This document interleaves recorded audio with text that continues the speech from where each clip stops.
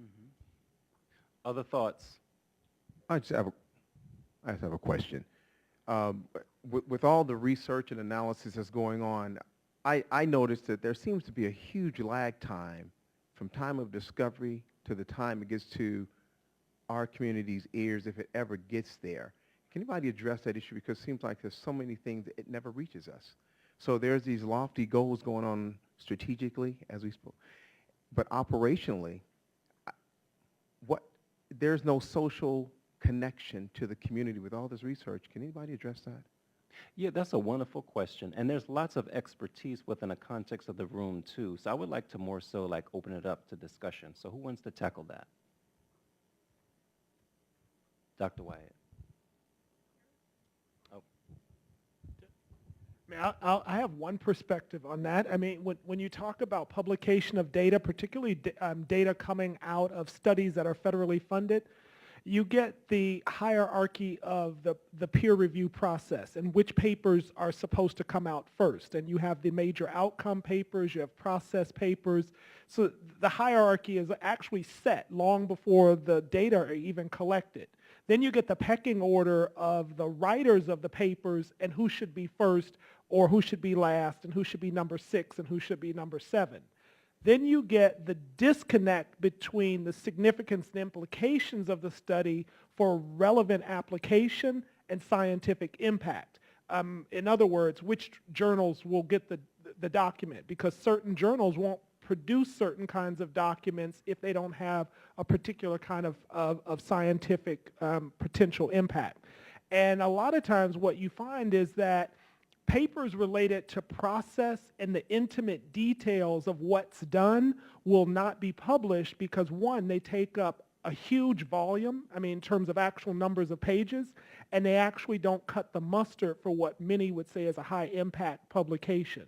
And so you get a denigration of the actual research that's been done, and it gets reduced, very reductionist, to a 10 to 12 page published paper that would never do justice to a 5-year study.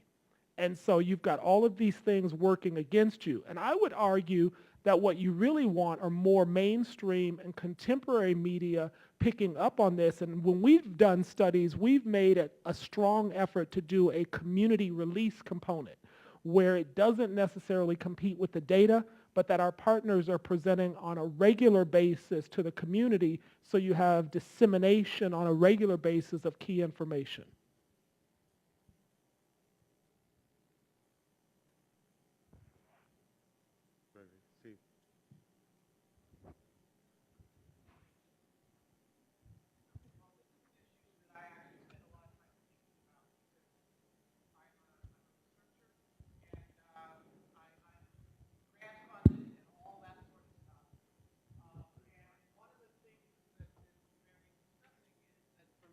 My work, I often have to go, being that I work on research, I often have to go to some, hothouse place where you've got carefully chosen people who have skill sets that require degrees and training.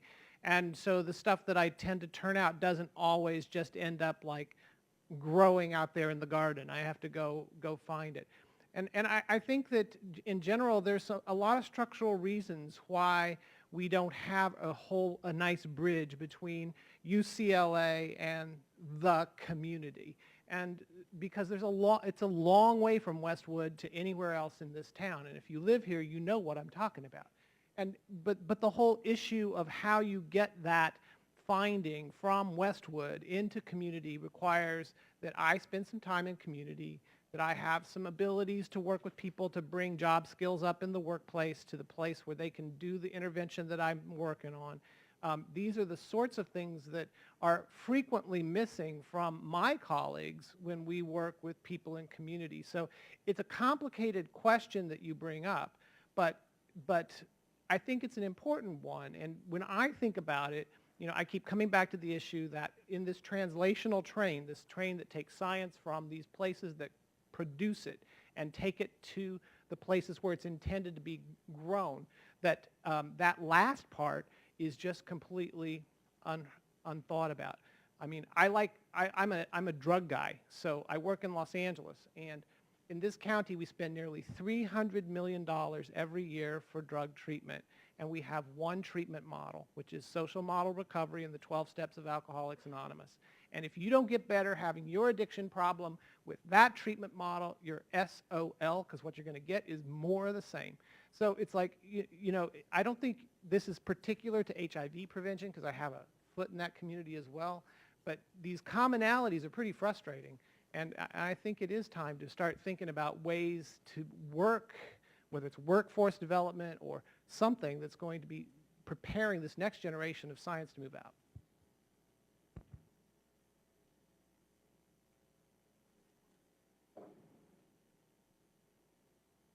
Dr. White, did you have a response or no? Oh, okay. You know, I had a couple of things to say about this.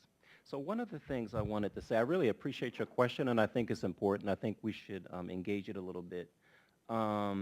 We need to talk about racism, you see, because one of the problems in terms of those of us who are engaging, you heard from a range of different folks who are asking the right questions, who are really engaging the critical questions.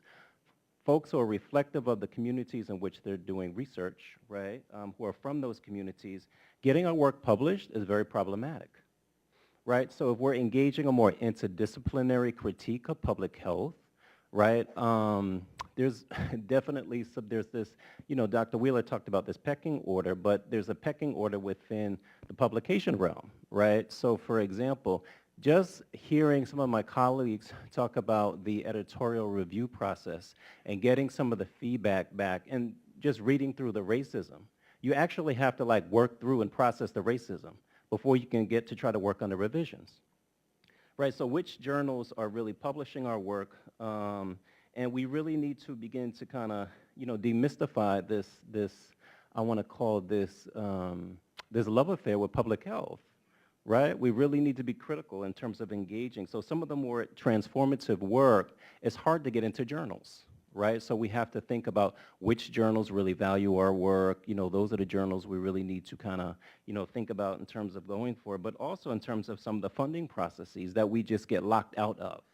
Right, and that's an important part too. So some of us who are really interested in engaging community-based participatory research and really from the perspective of communities for the betterment of African American communities and Black gay men's communities more broadly, you know, there's some problems there. So there's this white boys club that's kind of locked into this grants process that we're locked out of because of structural racism.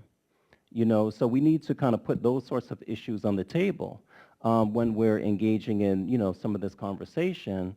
And the other point around this grant process, so who's on some of these review panels? How do we get into these review panels? You know, what are the politics around that? So there's some complexities here and there's some tensions, you know, that need to get worked, that need to get talked about. You know, indirect rates for communities, who gets disenfranchised in terms of the grant process. So there's all sorts of complexities that we can really, you know, begin to kind of engage and struggle with. Isn't it interesting how we're sitting in here and most of you guys are talking and it's been validated by the academy and you talking about racism and getting your papers published. What in the hell is a brother supposed to do in Compton? Can you imagine the hell that Black men who have sex with other men live in Compton going through if you guys are bitching and complaining in the California endowment? No, I mean, seriously, do you realize how much by the time, it will never trickle down that far in terms of addressing the real issues of our people that are suffering. And again, we're talking about, and I think we are. I think we want to believe somehow that we're broader in a different group and different community and all those other things, but we ain't. We still just Black people suffering. And yes, I would agree that there are some Black people in West Hollywood. There's some Negroes in Orange County, but they're different. I'm just being honest about it. You know, and those are the difficult and hard conversations that we have to have with each other. And maybe it's a conversation that we need to close the door just amongst ourselves and do what we got to do to handle business. We have to also, I think we have to also open up the tent and bring everybody in the tent. You know, and as opposed to on what we agree on. We can argue about the other stuff later on. I'm a straight man, ain't gonna never be gay, ain't gonna none of that. But if you're Black and suffering, it's only a matter of time for suffering coming to me. And it's not like I'm strange, like something different gonna happen to me because I'm straight. I'm catching the same hell. And that's the commonality that we gotta face. I don't give a damn how much money you got, where you live. That's the reality, because you just affirmed it. You, Dr. Whoever, you know what I'm saying? Yeah, but you know, but we got to get passionate about that. I mean, it's somehow that we suffer some historical amnesia and we forget until the red light come on behind you and you grip the steering wheel tight, you know, because the police don't know you got a Ph.D. And that happens all over. If I'm wrong, y'all stop me. But it's the truth. And again, we keep doing the same stuff. We don't bring in some new folk. And at some point, we got to agree to disagree on some things. But we don't have to be disagreeable with each other. And one of the biggest problems I deal with all the time, and one of the most fortunate and unfortunate things for me dealing with HIV is knowing these so-called leaders or whatever you want to call them. Well, a lot of cats want to do something and want to do more. But one of the biggest problems is when you go to them, I have to pick and choose what I want them to do. I know what they can do. I know what they ain't going to do. And I ain't going to ask them to do something they ain't going to do. So you got to say, hey, look, I need you to do A-Rep or Doc or Pastor. I need to do ABC. Which one of these can you do?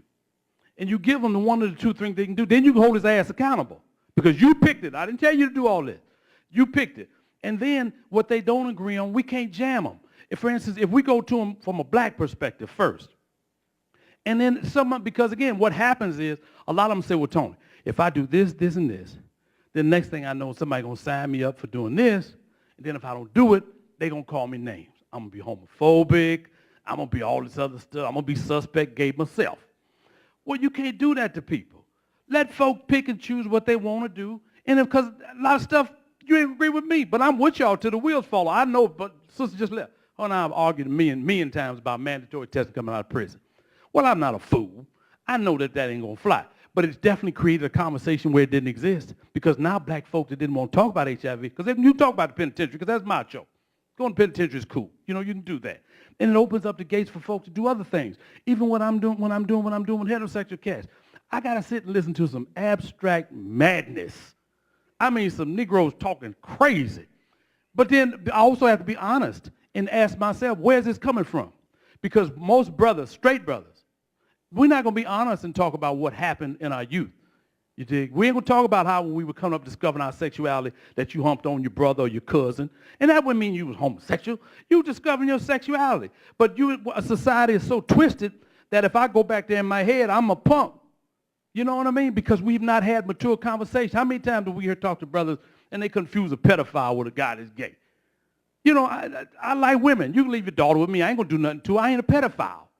But we don't have these have these conversations. We jumping into 10 feet and Negro ain't even got some water wings on. You get him in 3 feet. But again, we don't have the honest, hard conversations with each other without us taking it personal. Because it ain't personal, but you got to talk grown to each other. And that's what we do with each other, and that's what we do with white folks. We talk to them like, yeah, we tell them what they want to hear so they can check it, and you can go on and hey, print your own damn paper. Put it in the sentence.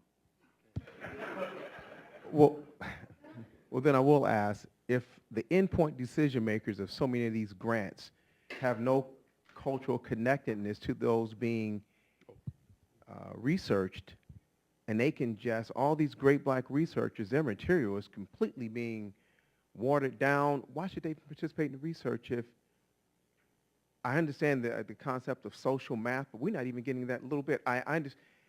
Why should we participate? Are we getting, what is the community getting from the research? How are we benefiting?